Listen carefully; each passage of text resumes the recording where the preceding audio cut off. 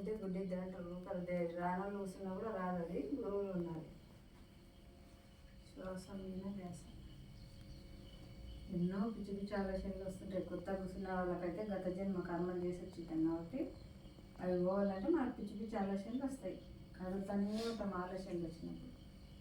ఆలోచనలు రానులు శూన్యస్థితికి వెళ్ళిపోతారు. కర్మ చేయను చిన్న చిన్న పాపాలు చిన్న చిన్న రోగాలు, పెద్ద పెద్ద పాపాలు పెద్ద పెద్ద రోగాలు, రకరకాల పాపాలే రకరకాల రోగాలు. చూడండి, మనమే పాపాలు కట్టుకుంటాం.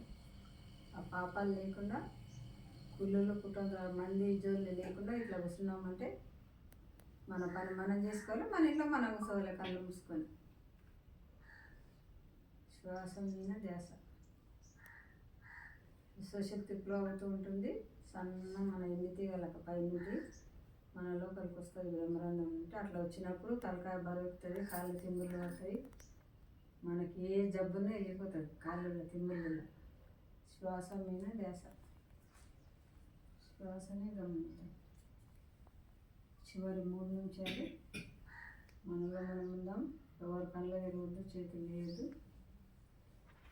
హాస్పిటల్కి పోతే పోలీస్ స్టేషన్కి పోయినట్టే గురువుగారు ఎందుకు చెప్తారు, డాక్టర్నో మెడిసిన్ చెప్తూనే ఉన్నాడు ఆయన. అందుకే మనం జీవుడే దేవుడు, దేహమే దేవుడు.